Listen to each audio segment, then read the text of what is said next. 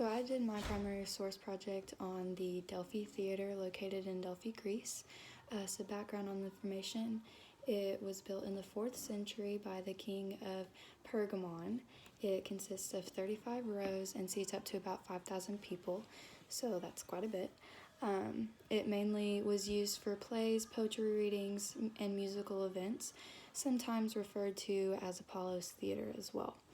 So the first source I used was a book by Michael Scott.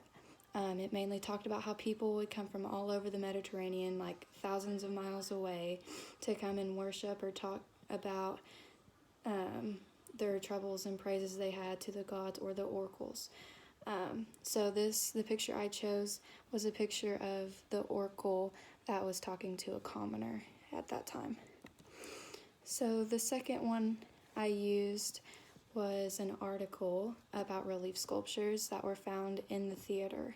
The relief sculptures given raised several questions as to the relationships used elsewhere, like in theaters, chronology, and the use of the reliefs, and what they meant like to the theater. Some archaeologists believe that the people made the sculptures may have stolen them from others because similar artifacts have been found dating back before the theater was even built.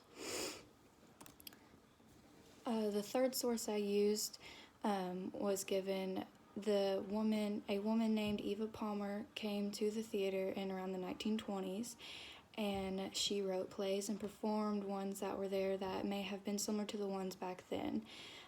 She is believed to have answered tons of archaeological problems referring to the elements of movement and the sound of the chorus that took place in the theater.